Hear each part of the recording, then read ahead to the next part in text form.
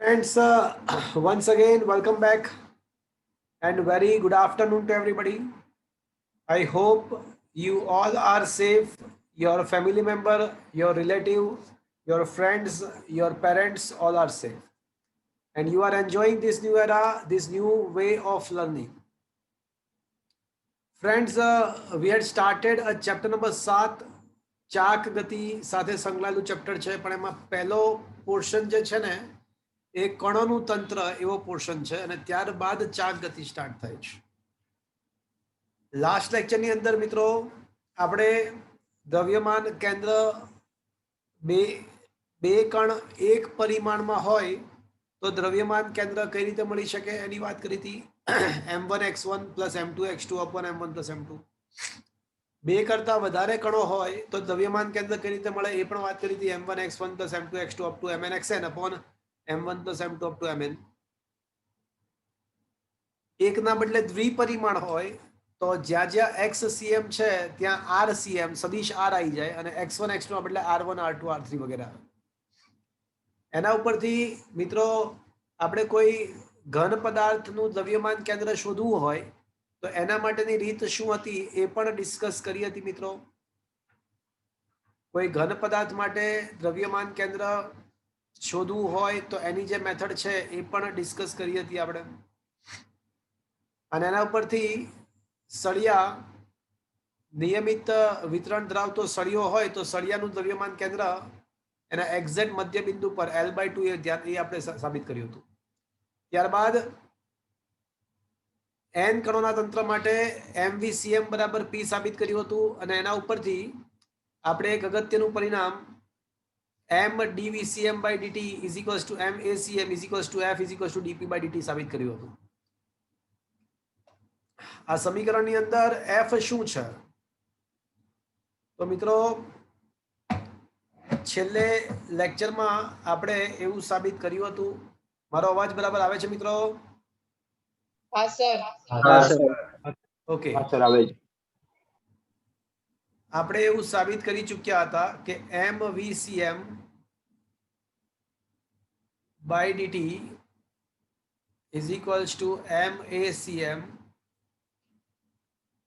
is equals to f is equals to dp by dt.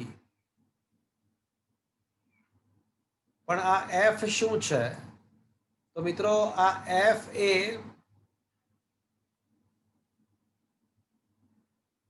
તંત્ર પરનું પરિણામી બળ છે. હવે એ પરિણામી બળની અંદર તંત્રમાં જે એક કરતા વધારે કણો હોય તો કણો વચ્ચે આંતર આણવીય આંતર પરમાણવીય બળ લાગે તો એને આંતરિક બળ કહેવાય. એટલે કણોનું તંત્ર પર લાગતું પરિણામી બળનો મતલબ એવો થયો કે આંતરિક બળ પણ આવી ગયું એમાં અને બાહ્ય બળ પણ આવી ગયું.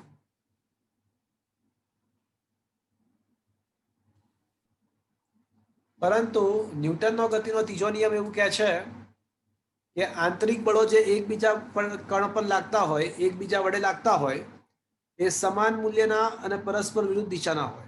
એટલે જ્યારે આખા તંત્રનો સરવાળો કરીએ આખા તંત્ર પર લાગતા બળોનો સરવાળો કરીએ તો આ આંતરિક બળો એકબીજાની અસરો નાબૂદ કરશે.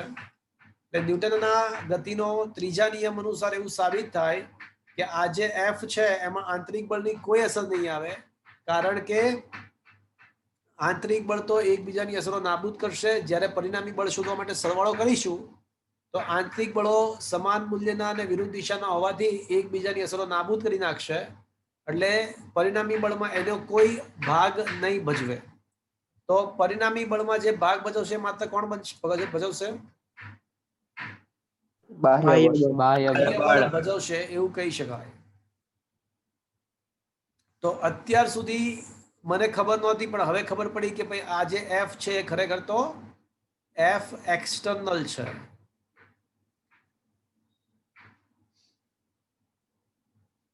તો આમ સાબિત થાય છે કે એફ એક્સટર્નલ બરાબર dp by dt is equals to MACM. આ સૂત્ર પરથી બે વસ્તુ ફલિત થાય છે. સૂત્ર પરથી બે કન્ક્લુઝન્સ છે. નંબર 1 કે આ એફ ઇફેક્ટિવ જે છે ને એ પરિણામી બાહ્ય બળ છે પણ તમે ધ્યાનથી દેખો તો એનું સૂત્ર MACM છે.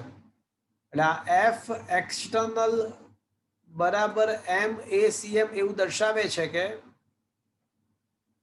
આના પરથી સ્પષ્ટ છે કે તંત્ર પર પરિણામી બાહ્ય બળ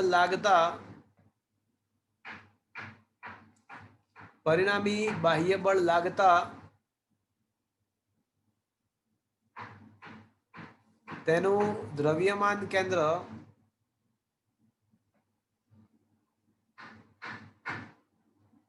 પ્રવેગિત ગતિ કરશે. જ્યારે તંત્ર પર બાહ્ય બળ લગાડવામાં આવે તો F external is equals to MACM નો મતલબ પ્રવેગ શેમાં ઉત્પન્ન થશે? દ્રવ્યમાન કેન્દ્રમાં. દ્રવ્યમાન કેન્દ્ર પર. એટલે આનો બીજો મતલબ એવો પણ થયો કે આથી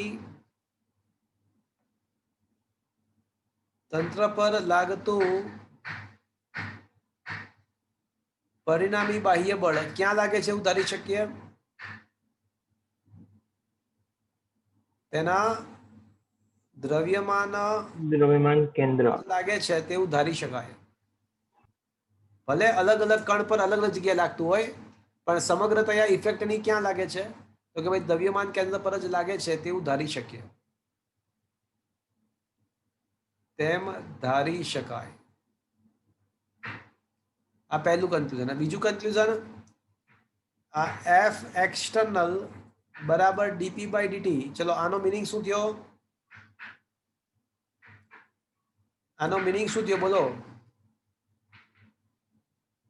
તંત્ર પર લાગતું પરિણામી બાહ્ય બળ તેના કુલ રેખીય વેગમાનના બોલો શું લખીશ?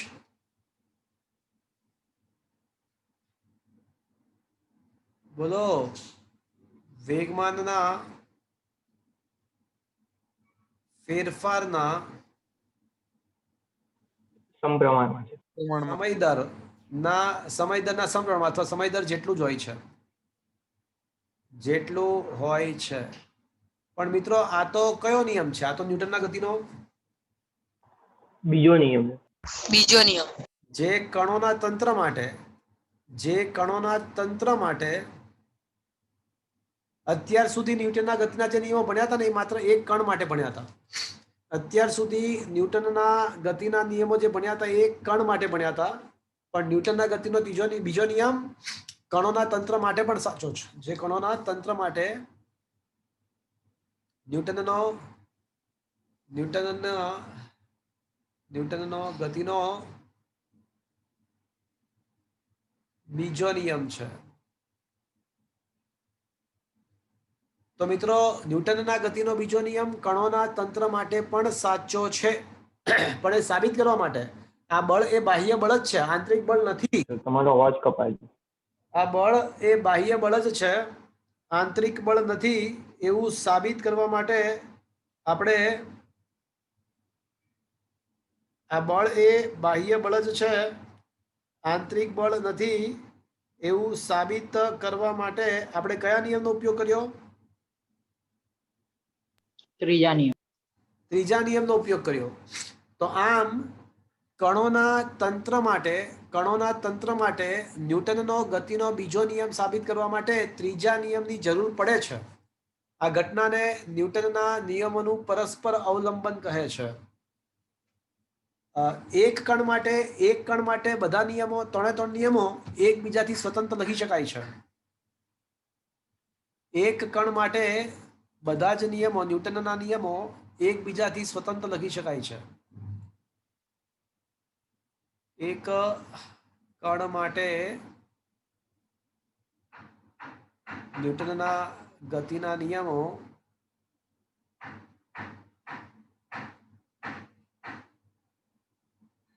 એકબીજાથી સ્વતંત્ર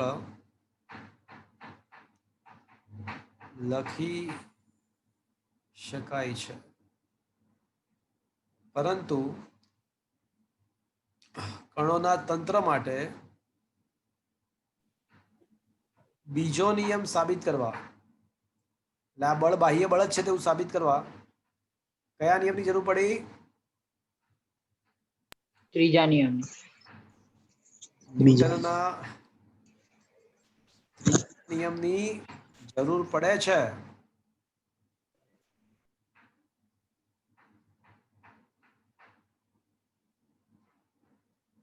આ ઘટનાને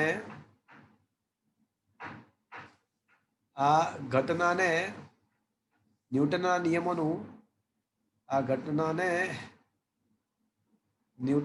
નિયમોનું પરસ્પર અવલંબન કહે છે.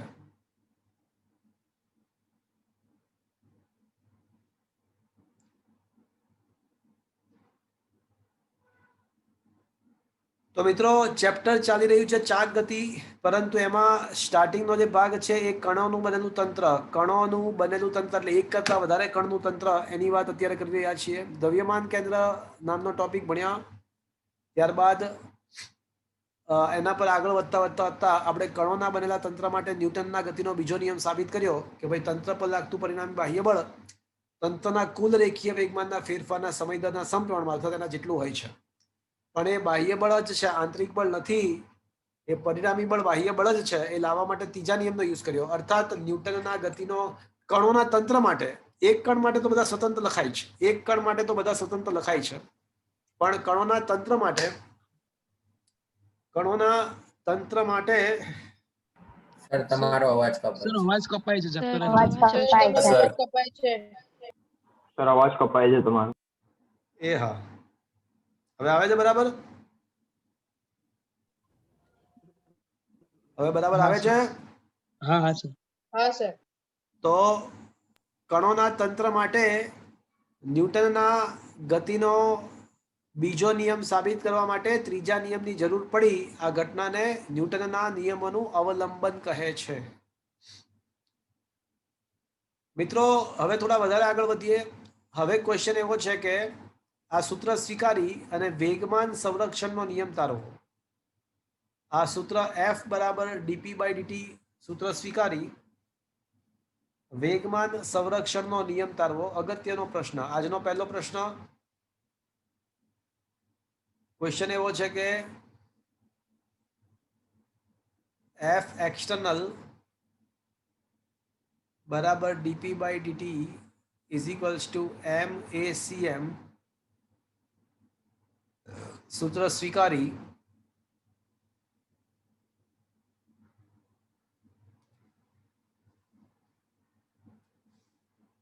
રેખીય વેગમાન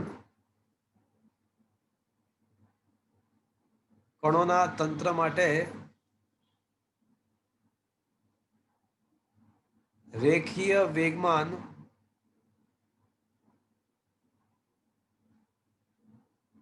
સંરક્ષણનો નિયમ સમજાવો, તારવો.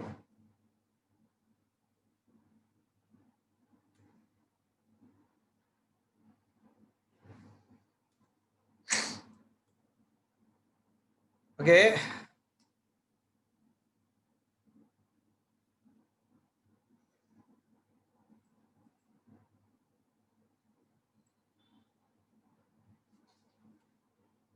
મિત્રો આપણે જાણીએ છીએ કે F external બરાબર dp/dt. જ્યાં તમને યાદ હશે કે P શું હતું, યાદ છે તમને? તો P એ દરેક કણનો વેગમાનનો સરવાળો, એટલે તંત્રનું કુલ રેખીય વેગમાન, તંત્રનું કુલ રેખીય વેગમાન હતું. તો P એ તંત્રનું કુલ રેખીય વેગમાન, એ તમે જાણો છો. જો F external બરાબર 0 હોય, એટલે જો તંત્ર પર લાગતું બાહ્ય બળ 0 હોય તો dp/dt 0 થશે મિત્રો? હા કે ના? હા સર. હા. મિત્રો આપણને ખબર છે કે અચળ પદનું વિકલન શું હોય? 0. અચળ પદનું વિકલન 0. તો આથી ઉલટું પણ સાચું કે જો વિકલન 0 તો પદ અચળ પદ.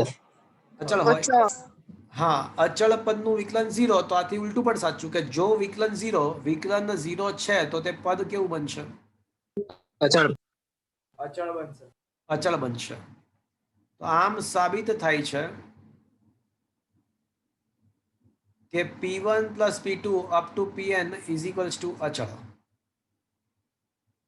તો હવે આ અને આ ભેગું કરો અને સેન્ટેન્સ લખો, વાક્ય લખો. તો આનો મતલબ શું થયો? જો તંત્ર પર લાગતું પરિણામી બાહ્ય બળ 0 હોય, તંત્ર પર લાગતું પરિણામી બાહ્ય બળ 0 હોય તો જો તંત્ર પર લાગતું પરિણામી બાહ્ય બળ 0 હોય તો સાબિત શું થયું?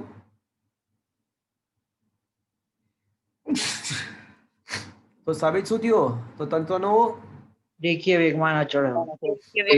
કુલ રેખીય વેગમાન અચળ હોય છે.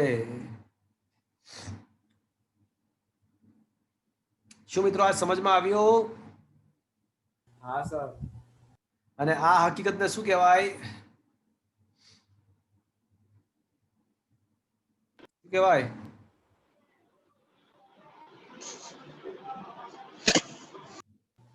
રેખીય વેગમાન સંરક્ષણનો નિયમ કહે છે. આ હકીકતને રેખીય વેગમાન સંરક્ષણનો નિયમ કહેવાય. મિત્રો યાદ રાખજો, રેખીય વેગમાન સંરક્ષણનો નિયમ એવું કહે છે કે તંત્રનું કુલ રેખીય વેગમાન અચળ. મતલબ એવો થયો કે તંત્રમાં જેટલા કણો છે ને એ કણોના વ્યક્તિગત વેગમાનોના ફેરફાર શક્ય છે.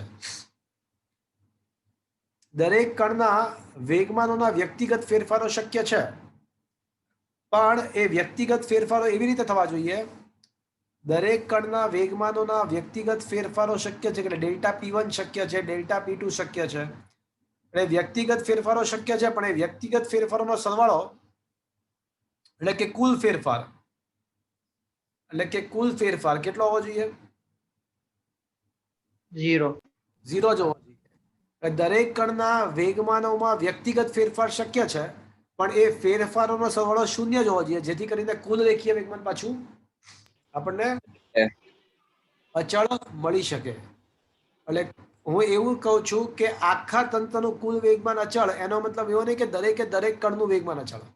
કણના વેગમાનોમાં ફેરફાર થઈ શકે છે, પણ એ ફેરફારોનો સરવાળો 0 હોવો જોઈએ, અર્થાત આખા તંત્રનું કુલ વેગમાન અચળ રહેવું જોઈએ. મિત્રો વેગમાન સંરક્ષણનો નિયમ એ મૂળભૂત અને સાર્વત્રિક છે. 4 નિયમો મૂળભૂત અને સાર્વત્રિક છે: રેખીય વેગમાન સંરક્ષણનો નિયમ, કોણીય વેગમાન સંરક્ષણનો નિયમ, ઉર્જા સંરક્ષણનો નિયમ અને વિદ્યુતભાર સંરક્ષણનો નિયમ. આ 4 નિયમો મૂળભૂત અને સાર્વત્રિક છે. એ બ્રહ્માંડમાં દરેક જગ્યાએ કોઈ પણ વખતે લાગુ પાડી શકાય. અહીંયા તમારો અવાજ. અહીંયા પણ રેખીય વેગમાન સંરક્ષણનો નિયમ ના સર આવે જ છે સર. રેખીય વેગમાન સંરક્ષણનો નિયમ મૂળભૂત અને સાર્વત્રિક છે. બ્રહ્માંડમાં એવી કોઈ ઘટના નથી કે જ્યાં આગળ આ નિયમ પળાતો ના હોય. બધી જ જગ્યાએ વિશ્વમાં બધે જ આ નિયમ પળાય છે. નાના સૂક્ષ્મ કણો ઇલેક્ટ્રોન પ્રોટોનથી માંડીને મોટા પદાર્થો, ગ્રહો, ઉપગ્રહો માટે આ નિયમ સાચો છે. તો મિત્રો વેગમાન સંરક્ષણનો નિયમ અહીંયા આગળ સાબિત થયો. તો ક્વેશ્ચન નંબર 8 જે છે, તમારા મોબાઈલની સ્ક્રીન પર ક્વેશ્ચન નંબર 8 દેખાય છે મિત્રો? હા સર. તો એ વેગમાન સંરક્ષણનો નિયમ સાબિત થયો. એટલે જો F0 તો dp/dt 0, dp/dt 0 તો P અચળ, અર્થાત P1 + P2 up to Pn અચળ. તો એ જ વાત અહીંયા લખી છે. 2 માર્ક્સનો અગત્યનો ક્વેશ્ચન. રેખીય વેગમાન સંરક્ષણ નિયમ મૂળભૂત સાર્વત્રિક છે, બધે જ લાગુ પાડી શકાય છે.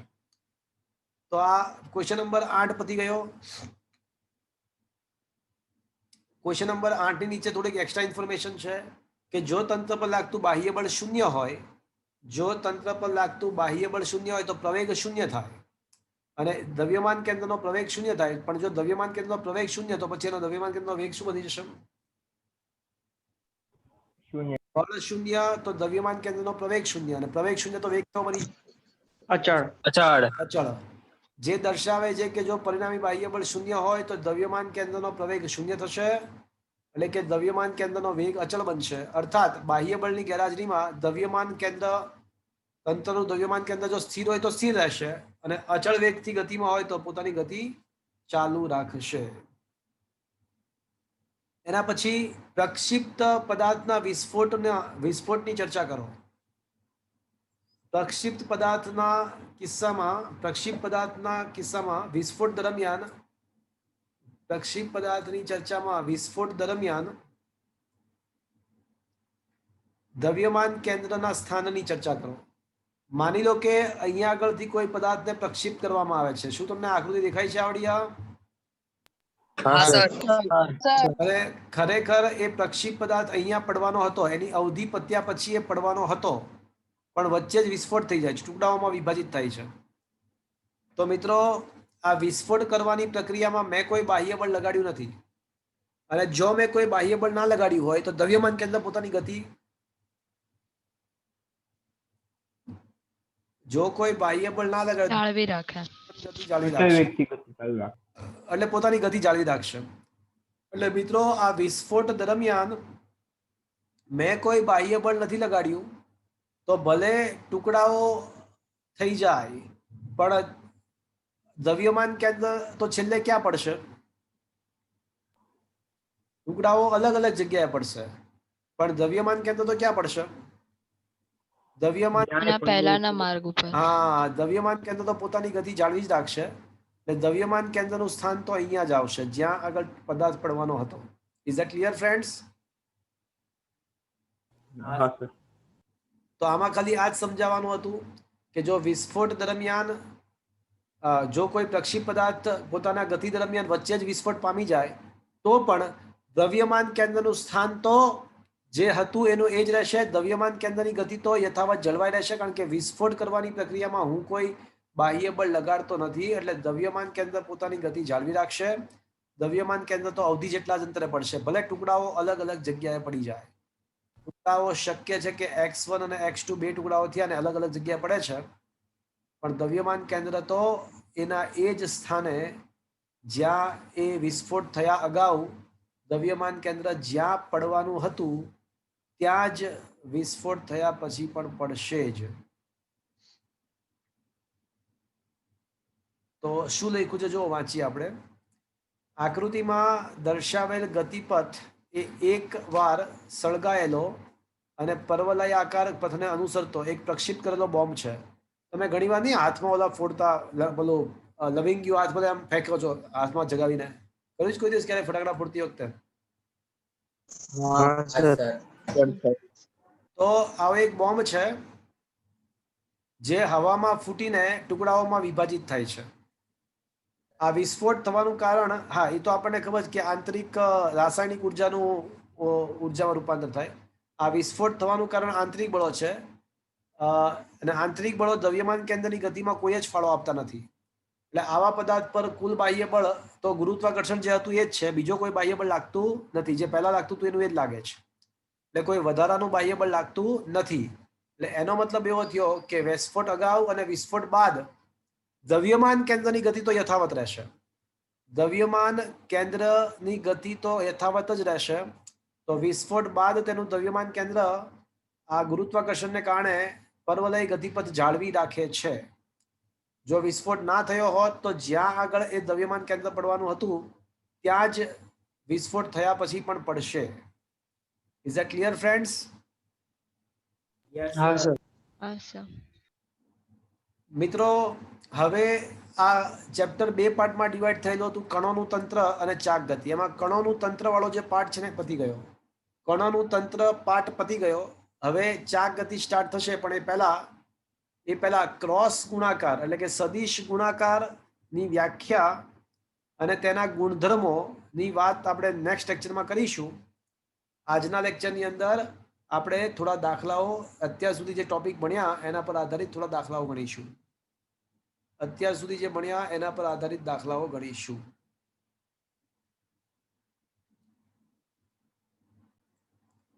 ઓકે, તમે લોકો ઉદાહરણ નંબર 1 પર આવી જાઓ મિત્રો. થોડું લેન્ધી ચેપ્ટર છે મિત્રો, 18 પેજનું ચેપ્ટર છે. ઉદાહરણ નંબર 1, ચલો. સમબાજુ ત્રિકોણના શિરોબિંદુઓ પર 3 કણ આવેલા છે. આકૃતિ આપણને આપેલી છે. 100 ગ્રામ, 150 ગ્રામ અને 200 ગ્રામ ના કણો આવેલા છે. 100 ગ્રામ ઉગમ બિંદુ પર, 150 ગ્રામ એક્સ અક્ષ પર છે એવું આપણને આપ્યું છે. રકમ આકૃતિ આપેલી છે. એટલે રકમની અંદર તમને આટલું આપ્યું હશે.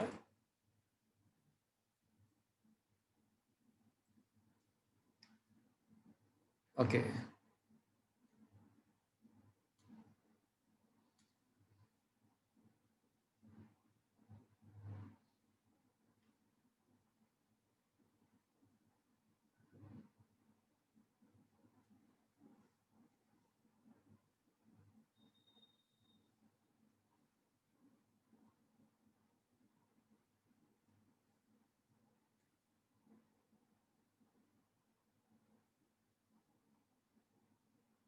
રકમમાં M1, M2 અને M3 ના લોકેશન તમને આપ્યા હશે.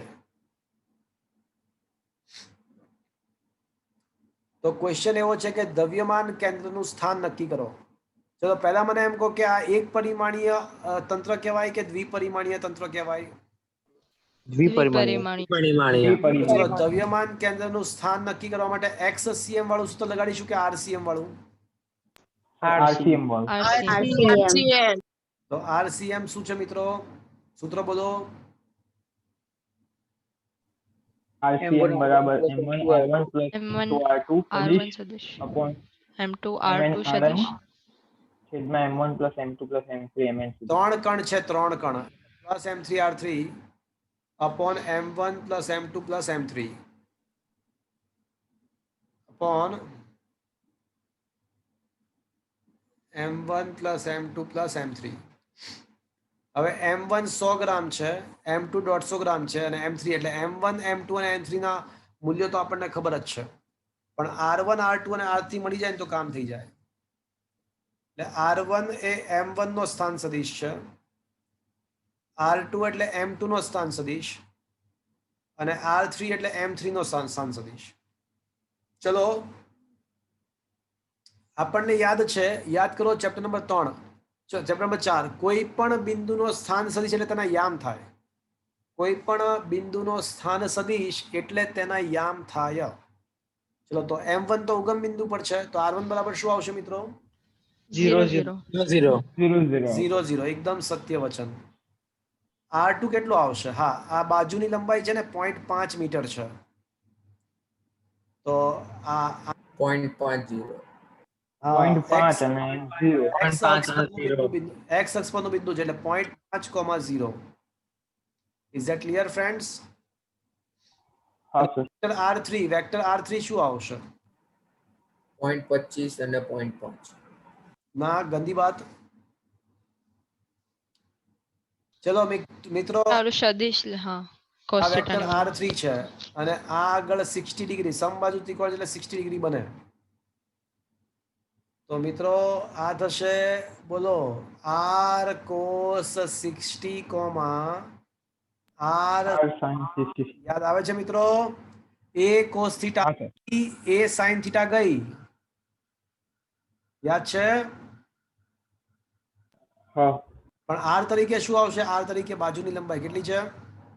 0.5 0.5 cos 60 એટલે 1/2. 0.5 cos 60 એટલે 1/2 અને 0.5 sin 60 એટલે શું થઈ જશે મિત્રો? √3/2. તો R3 ની જે કિંમત આવશે એ 0.25 કોમા 0.25 √3 આવો જવાબ આવશે. શું આ સમજમાં આવ્યું મિત્રો? મીટર. હા સર આ પડ્યો. હા સર સર હા સર. હવે કિંમતો મૂકી દઈએ.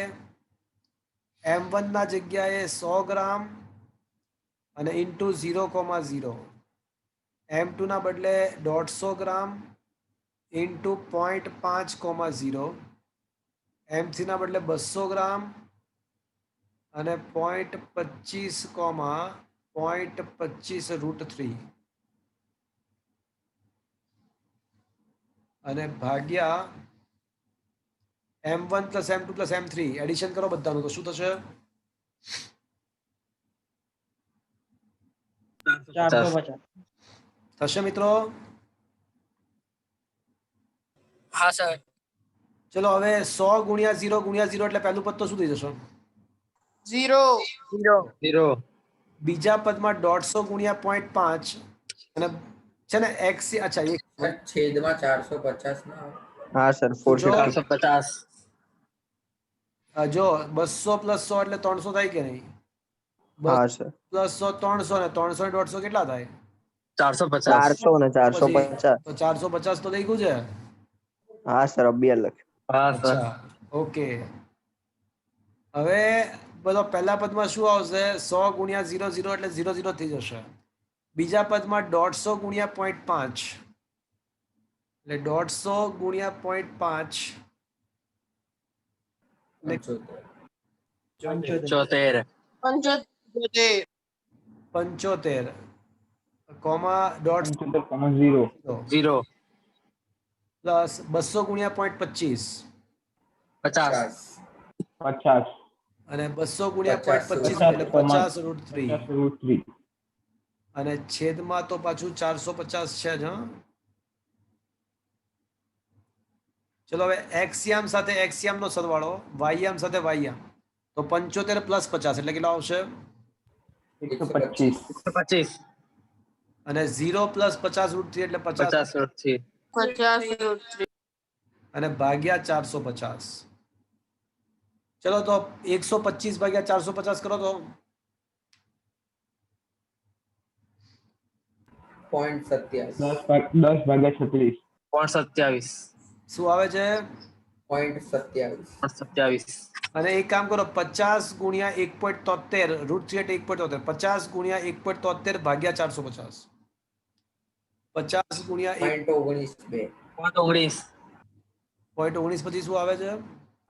22 ચલો તો આ આપણો આન્સર આવ્યો. આ છેલ્લો ફાઇનલ આપણો આન્સર આવ્યો. તો દ્રવ્યમાન કેન્દ્ર શોધતા આવડે મિત્રો આ રીતે? હા સર આવે છે આન્સર્સ જુઓ તો લેટ અસ ચેક આઉટ.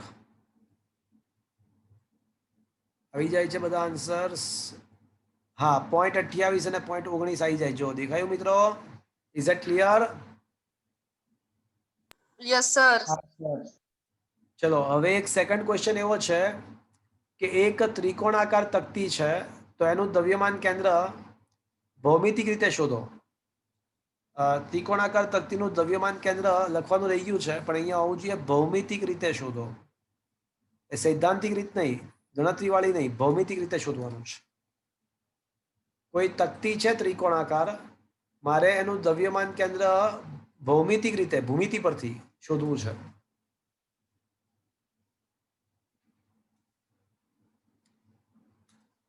તો તકતીનું દ્રવ્યમાન કેન્દ્ર ભૌમિતિક રીતે શોધવું છે.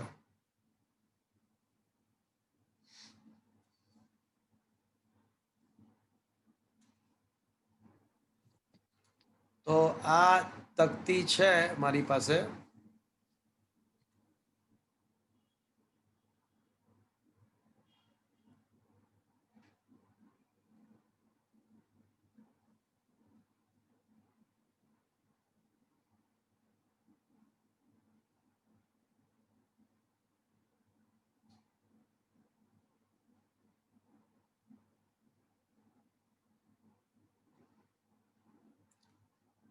તો આનું આ તકતીનું દ્રવ્યમાન કેન્દ્ર ભૌમિતિક રીતે મારે શોધવું છે. તો હું શું કરીશ મિત્રો? બોલો કોઈ કહેશે મને શું કરવું છે? સમાંગ વિતરણ છે, આમાં ભલે દેખાતું નથી પણ એકદમ સમાંગ વિતરણ છે. તો આ તકતીનું દ્રવ્યમાન કેન્દ્ર મારે શોધવું છે. ચલો તો હું શું કરીશ ખબર છે? હું છે ને સૌથી પહેલા તકતીને 3 બાજુઓ છે A B અને C. સર મધ્યગા દોરી હા સર મધ્યગા તો એવું કરીશ કે સૌથી પહેલા છે ને બીસી ભાગ છે ને એને સમાંતર અસંખ્ય પટ્ટીઓમાં વિભાજિત કરીશ. આ ત્રિકોણાકાર તકતી ને સૌથી પહેલા બીસી બ્રાન્ચ ને સમાંતર અસંખ્ય સૂક્ષ્મ પટ્ટીઓમાં વિભાજિત કરી નાખીશ.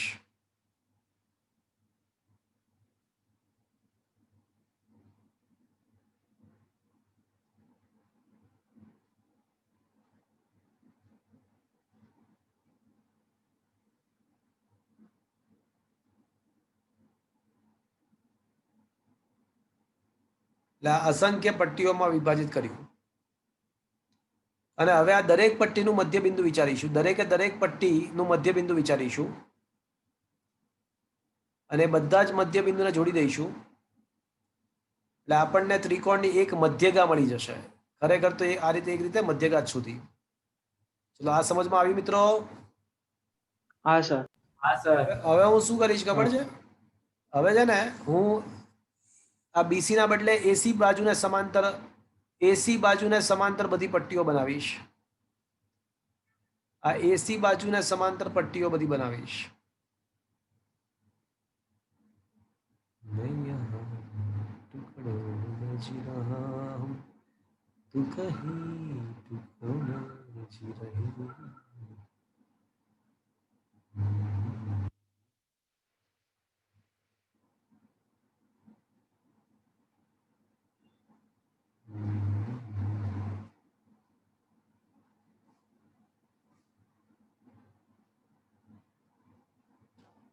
અને હવે એના બધા મધ્યબિંદુ જોડી દઈશ. એટલે એના બધા મધ્યબિંદુ એક પછી એક વિચારીશું. તો આ બધા મધ્યબિંદુઓને જોડી દઈએ તો આપણને એક બીજી મધ્યગા મળશે. તો આ બીજી પટ્ટીના બધા જ મધ્યબિંદુઓ જોડી દઈએ તો આપણને એક બીજી મધ્યગા મળશે.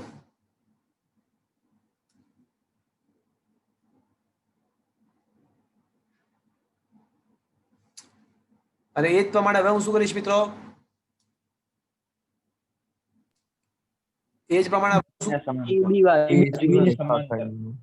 AB ને સમાંતર બધી પટ્ટીઓ વિભાજિત કરીશું એના મધ્ય બિંદુને જોડો અને એના મધ્ય બિંદુઓને જોડી દઈશું. એટલે ત્રીજી મધ્યગા બનશે.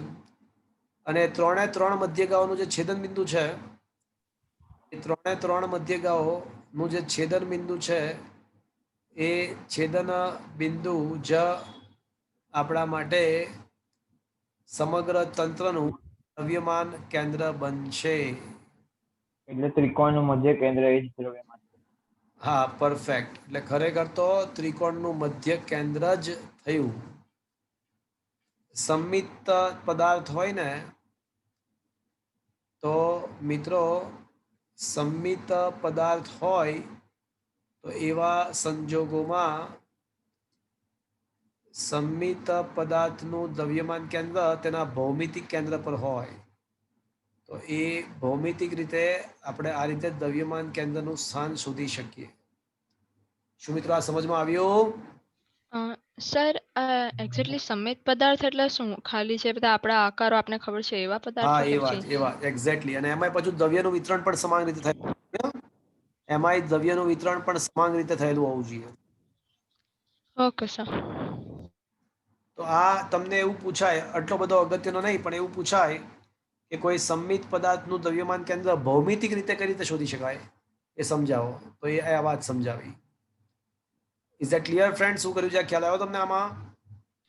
સર આમાં બધું લખવાનું ને સાથે સાથે? એટલે આ ક્વેશ્ચન પૂછાવા માટે નથી, સમજ માટે છે. પૂછાશે નહીં આ ક્વેશ્ચન. Okay sir. ઓકે, હા સર. ચલો ક્વેશ્ચન નંબર 3 દેખો. શું મિત્રો તમને ક્વેશ્ચન નંબર 3 ની આકૃતિ દેખાય છે? હા સર. તો મારે ચલો હવે આમાં હું કોઈ હિન્ટ નથી આપવાનો, તમારે મને કહેવાનું છે. આકૃતિમાં દર્શાવ્યા પ્રમાણે એક સમાંગ એલ આકારની લેમિના પાતળી પટ્ટીનું દ્રવ્યમાન કેન્દ્ર શોધવાનું છે. ચલો કોઈ કહેશે મને? હું કશું નથી કહેવાનો આમાં. હા, જે તંત્ર છે ને એ આ છે. તંત્ર આવડું આ છે. This one is a તંત્ર.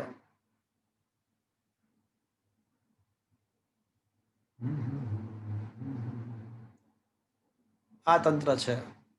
એલ આકારની પટ્ટીઓ એલ આકારનું તંત્ર છે. તો આનું દ્રવ્યમાન કેન્દ્ર શોધવાનું છે. હા, આમાં ભૌમિતિક રીત નથી. આમાં તમારે સાદી રીતે સમજાવવાનું છે.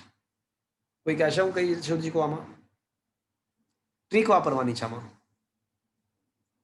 આમાં ટ્રીક વાપરવાની છે.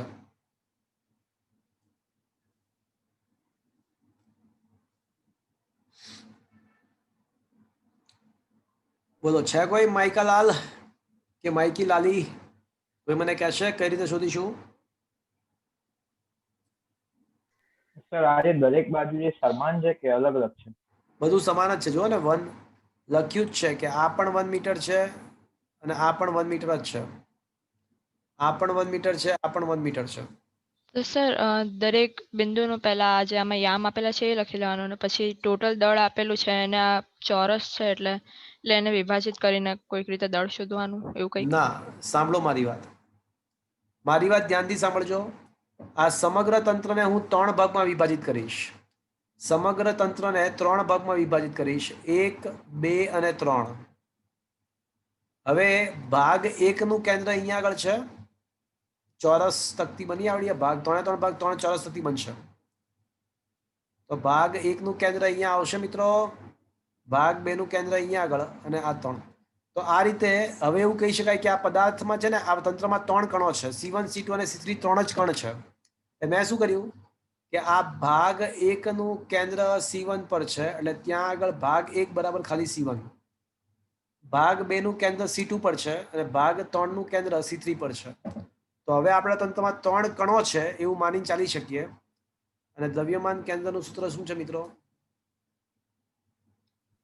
M1R1 plus M2R2 plus M3R3 upon M1 plus M2 plus M3.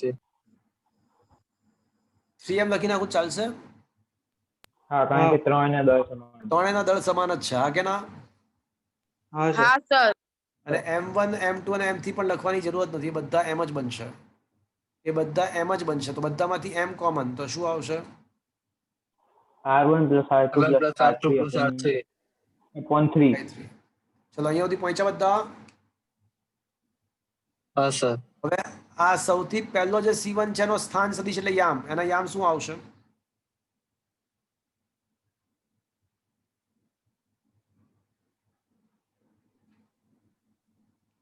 .5, .x યામ 0.5 અને y યામ પણ 0.5. આ ખબર પડી? હા સર. ચલો કોઈ કહેશે R2 ના યામ શું આવશે? એટલે આ C2 ના યામ, x યામ, y યામ. 1.5 અને દોઢ. ચલો R3 ના યામ શું આવશે? 0.5 અને 1.5. 0.5 1.5 0.5 1.5 અને છેદમાં 3. શું આ સમજમાં આવ્યું મિત્રો? કઈ રીતે સોલ્વ કર્યું ખબર પડી? મને ટ્રિક્સ વાપરી. હા સર. સૂક્ષ્મ હા સર. આખા તંત્રને 3 પદાર્થમાં વિભાજિત કર્યો અને 3 પદાર્થને 3 કણમાં વિભાજિત કરી નાખ્યો. 3 પદાર્થને 3 કણમાં વિભાજિત કરી નાખ્યા અને પછી સૂત્ર વાપર્યું. X સર આપણે પદાર્થને કણ તરીકે કઈ કઈ સિચ્યુએશનમાં ધારી શકીએ? એટલે આમાં શું છે, દ્રવ્યમાન કેન્દ્ર વાળા જેટલા દાખલા હોય ને, દ્રવ્યમાન કેન્દ્ર, તો એવા સંજોગોમાં આ સમગ્ર પદાર્થને એનું દ્રવ્યમાન કેન્દ્રનો મતલબ શું છે કે એવું બિંદુ કે જ્યાં સમગ્ર પદાર્થનું દ્રવ્યમાન જાણે કે કેન્દ્રિત છે તેવું માની શકીએ. ઓકે, હા સર. એટલે આનું આટલા ભાગનું સમગ્ર દ્રવ્યમાન C1 પર આવશે, આ બીજા ભાગનું સમગ્ર દ્રવ્યમાન C3 પર આવશે અને આ ભાગનું સમગ્ર દ્રવ્યમાન C2 પર આવશે. Is it clear? હા. એટલા માટે આપણે અહીંયા બાકી સ્વરૂપે સ્વીકારવામાં 2 જ રસ્તા છે. કાં તો સુરેખ માર્ગે ગતિ થતી હોય અને કાં તો બહુ 2 પદાર્થ ગતિના ખૂબ જ પથના સામે એના નાના હોય. હા. પણ અહીંયા કેમ આવું કરી શક્યા ખબર પડી? કારણ કે દ્રવ્યમાન કેન્દ્ર એવું લોકેશન છે કે જ્યાં આગળ સમગ્ર દ્રવ્યમાન જાણે કે છે એવું માની શકીએ. એટલે આ પહેલાનું બધું અહીંયા આવી જશે, બીજાનું બધું દળ અહીંયા આવી જશે, ત્રીજાનું બધું દળ અહીંયા આવી જશે. Is it clear? હા સર. ચલો હવે x યામ સાથે x યામ 0.5 પ્લસ 1.5 પ્લસ 0.5 એટલે આવશે 2.5. વાયયામ સાથે વાયયામ 0.5 0.5 1.5 વળી પાછું 2.5 અને ભાગ્યા 3. તો 2.5 ભાગ્યા 3 કેટલા આવે જુઓ તો.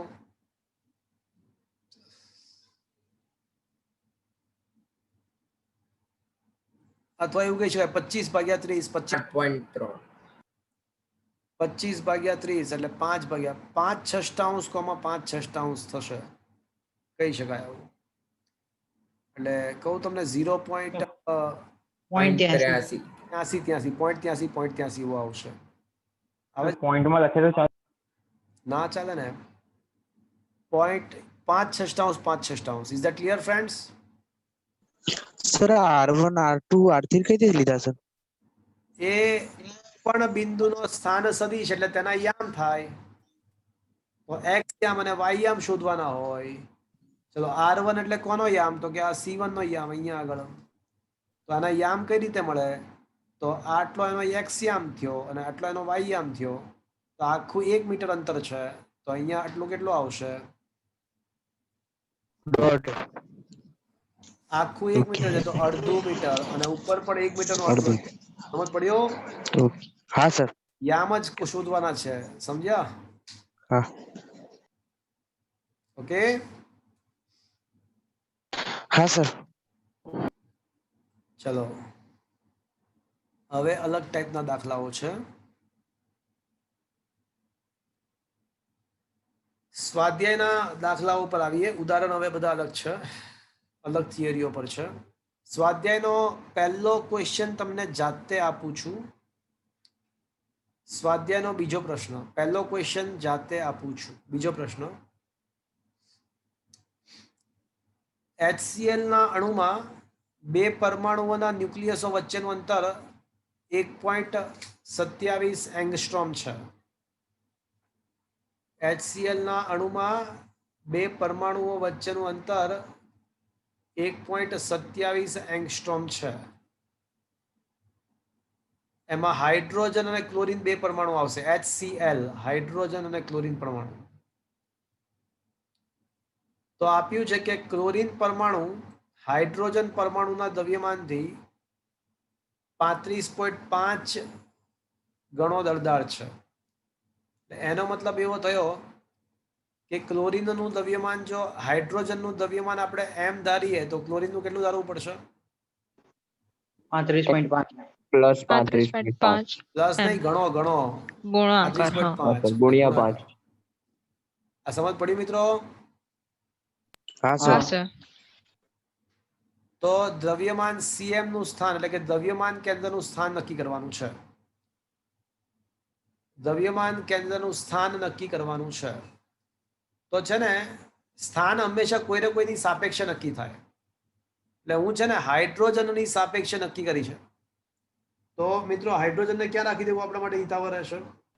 ઉગમ બિંદુ. પરફેક્ટ. કારણ કે આપણી પાસે જે સૂત્ર છે એ તો ઉગમ બિંદુથી જ સ્થાન આપે છે. એટલે હાઇડ્રોજનને સૌથી પહેલા ઉગમ બિંદુ પર રાખી દઈએ. કારણ કે આપણી પાસે દ્રવ્યમાન કેન્દ્ર ને ના જે સૂત્રો છે એ માત્ર ઉગમ બિંદુને અનુલક્ષીને છે.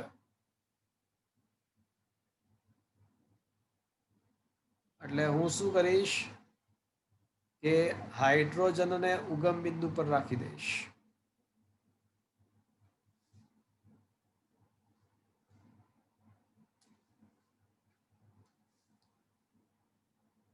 આ હાઇડ્રોજન અને આ ક્લોરીન.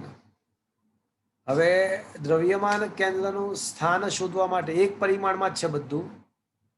તો XCM is equals to M1x1 plus M2x2 upon M1 plus M2. ચલો M1 તરીકે M છે, X1 તરીકે 0 આવશે કારણ કે ઉગમ બિંદુ પર છે. કારણ કે ઉગમ બિંદુ પર છે. M2 તરીકે શું લખું?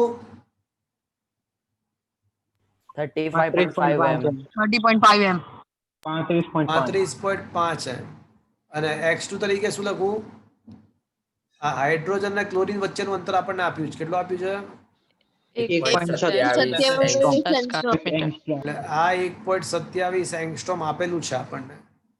ઉગમ બિંદુથી ક્લોરીનનું સ્થાન 1.27 એંગસ્ટ્રોમમાં.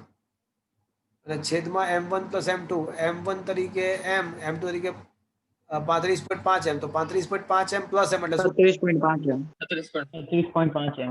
ચલો m ગુણ્યા 0 તો 0 થઈ જશે, એટલે બાકી રહેશે 35.5 m ગુણ્યા 1.27 mm કટ 30.5 mm કટ, તો કરો ને 35.5 ગુણ્યા 1.27 ભાગ્યા 36.5 કરો તો શું આવે છે?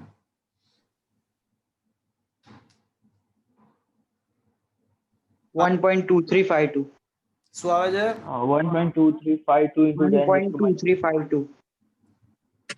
Angstrom.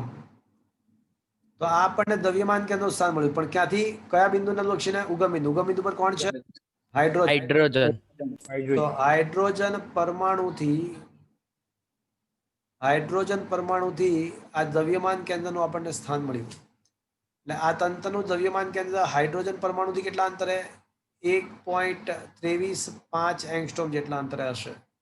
Is it clear friends? હા sir. Yes, sir. Yes, sir. એટલે અહીંયા આગળ દ્રવ્યમાન કેન્દ્ર છે એવું માની લઈએ, તો આ જે અંતર છે એ જ મળશે આપણને 1.23.5 angstrom. Is it clear? Sir એક્ઝામમાં એવું પણ પૂછી શકે ને કે CL થી અંતર કેટલું તો થાય? કરી નાખો. એમાં શું છે, 1.27 માંથી -1.23. હા 1.27 માંથી આમાં કઈ લોચા માર્યા છો તમે?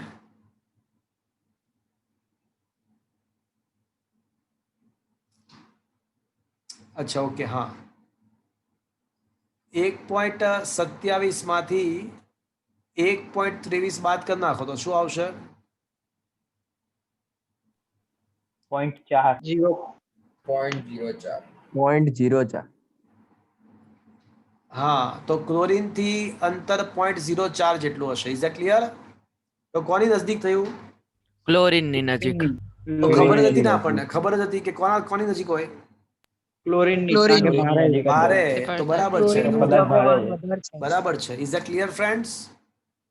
Yes, sir. Yes sir.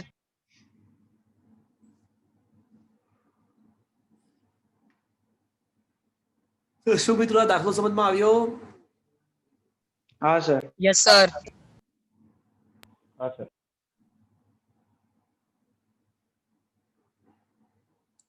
Question number 3 જાતે કરજો. ક્વેશ્ચન નંબર 3 જાતે કરજો. હવે દ્રવ્યમાન કેન્દ્રના કોઈ ક્વેશ્ચન હોય તો ટ્રાય કરીએ સોલ્વ કરવાના.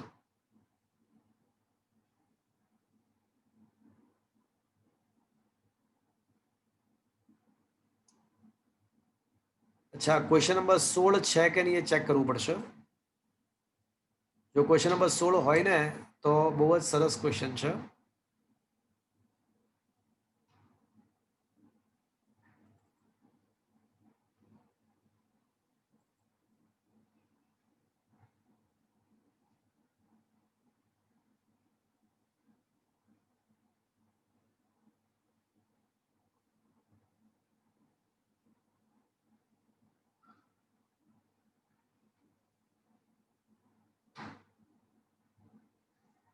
ઓકે, તો 16મા ક્વેશ્ચન પર આવી જાઓ.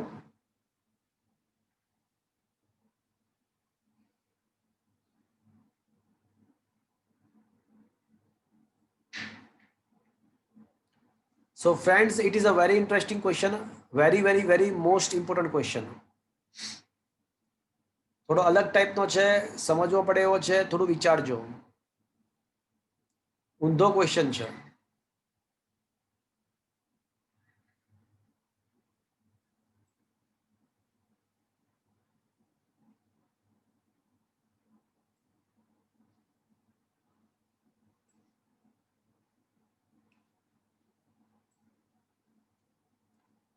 ચલો, રકમમાં એવું આપ્યું છે કે આર ત્રિજ્યાની એક તકતી છે. તો આ આર ત્રિજ્યાની એક તકતી છે, એમાંથી આર ત્રિજ્યાની તકતીમાંથી r/2 ત્રિજ્યાના ગોળાકાર તકતીને છિદ્રને કાપી લેવામાં આવે છે. એટલે આર ત્રિજ્યાની તકતીમાંથી r/2 ત્રિજ્યાની તકતીવાળો ભાગ કાપી લેવામાં આવે છે. તો આર ત્રિજ્યાની તકતીમાંથી r/2 ત્રિજ્યાનો તકતીનો ભાગ કાપી લેવામાં આવે. Is that clear friends? આ સમજમાં આવ્યું? જો આ ભાગ કાપી લીધો. હા સર. તો પરિણામી સપાટ પદાર્થનું ગુરુત્વ કેન્દ્ર, દ્રવ્યમાન કેન્દ્ર શોધો. તો આર ત્રિજ્યાની તકતીમાંથી r/2 ત્રિજ્યાની તકતી કાપી લેવામાં આવે છે. તો બાકી રહેલા ભાગનું દ્રવ્યમાન કેન્દ્ર શોધવાનું છે.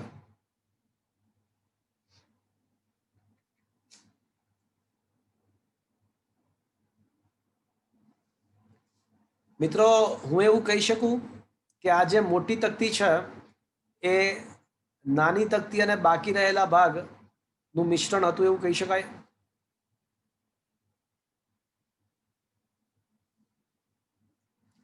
ધારો કે અત્યારે એવું માની લો કે બધું હાજર છે, કશું કોઈ તકતી કાપ્યું નથી, એવું માની લો ટેમ્પરરી. તો શું હું એવું કહી શકું કે સમગ્ર મોટી તકતી, સાંભળજો મારા શબ્દો, સમગ્ર મોટી તકતી r/2 ત્રિજ્યાની, ત્રિજ્યા r/2 એટલે વ્યાસ r થાય, એનો વ્યાસ r થશે. જો ત્રિજ્યા r/2 એટલે વ્યાસ એક્ઝેક્ટ r થશે, દેખાય જ છે. તો r/2 ત્રિજ્યાની નાની તકતી અને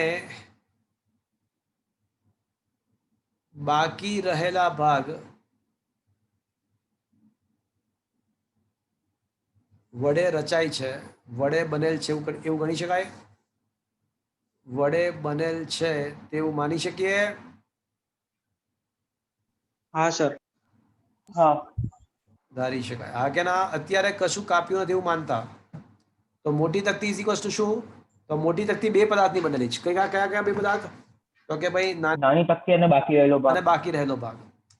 તો એનો મતલબ કે મોટી તકતીનું દ્રવ્યમાન કેન્દ્ર તમારે શોધવું હોય સમગ્ર તકતીનું, તો તમને કરવું પડે બે પદાર્થનું બન્યું છે એટલે m1r1 એટલે કે નાની તકતીનું દળ, નાની તકતીનું કેન્દ્ર, બાકી રહેલા ભાગનું દળ, બાકી રહેલા ભાગનું કેન્દ્ર અપોન m1 પ્લસ m2. શું આવું લખી શકાય મિત્રો? હા સર. હા સર. પરંતુ ધારો કે મોટી તકતીનું કેન્દ્ર આપણે ધારી લઈએ કે ઉગમ બિંદુ પર છે. આપણે એવું ધારી લઈએ કે મોટી તકતીનું કેન્દ્ર ઉગમ બિંદુ પર છે. તો પછી RCM શું થશે? સમગ્ર તંત્ર માટે RCM શું થશે? 0 0 0. તો પછી અહીંયા 0,0 આવશે is equals two m1 r1. ચલો r1 શું આવશે? કોઈ મને વિચારીને કહેશે r1 શું આવશે? r1 એટલે નાની ભાગ 1 તરીકે નાની તકતી છે અને ભાગ 2 તરીકે r/2 0, r/2 0. હા, પરફેક્ટ. હા, ભાગ 2 તરીકે બાકી રહેલો ભાગ છે. તો r1 તરીકે શું આવશે? તો કે ભાઈ નાની તકતીનું કેન્દ્ર, અને નાની તકતીનું કેન્દ્ર તો અહીંયા આગળ છે. હવે આ અંતર, આ બિંદુને આમ શું હશે? r/2 0. R1/2. r/2, 0. શું આ સમજમાં આવ્યું મિત્રો? હા સર. હા સર. હવે જો મને m2 મળી જાય, m1 અને m2 મળી જાય, તો મારો મેઇન ટાર્ગેટ શું ખબર છે? બાકી રહેલા ભાગનું કેન્દ્ર શોધવાનું છે. એટલે ખરેખર શું શોધવાનું છે? r2 શોધવાનું.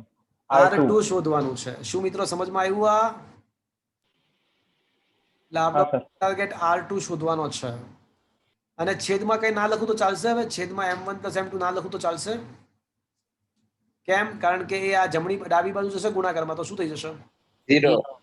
એટલે છેદમાં લખતો નથી, ચાલશે? હા સર.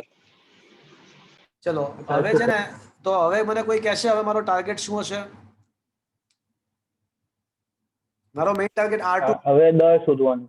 તો M1 અને M2 મળી જાય તો કામ થઈ જાય.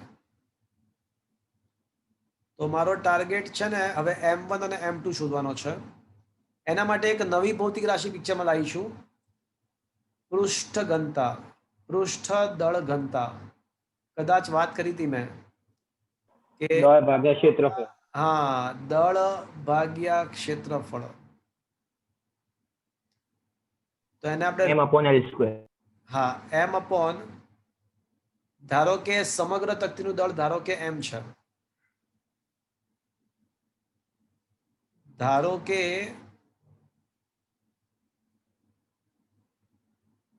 સમગ્ર તકતીનું દળ કેપિટલ M છે, તો પછી મિત્રો પૃષ્ઠ ઘનતા ઇઝ ઇક્વલ્સ ટુ શું આવશે? બોલો, કેપિટલ M અપોન પાઈ આર સ્ક્વેર લખું. પૃષ્ઠ ઘનતા રો બરાબર દળ ભાગ્યા ક્ષેત્રફળ, પણ તકતીનું દ્રવ્યમાન M અને ક્ષેત્રફળ પાઈ કેપિટલ R થશે. હા સર. હા સર. તો M બરાબર શું થાય મિત્રો?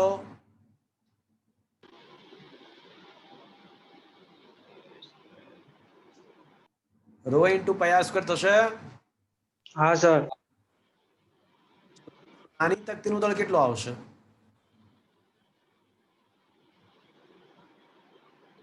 તો કે ભાઈ દળ શોધવા માટે તમારે છે ને પૃષ્ઠ ઘનતાને એ વડે ગુણવું પડે. તો નાની તકતીનું દળ M1 બરાબર પૃષ્ઠ ઘનતા ગુણ્યા ક્ષેત્રફળ, પણ ક્ષેત્રફળ શું આવશે નાની તકતી માટે? Pi R by R upon 2 square. Pi R by 2 નો વર્ગ થશે મિત્રો. તો આ રો into pi R square by 4 થશે. તો M બરાબર હું શું લખી શકું? કેન આઈ સે M બાય 4?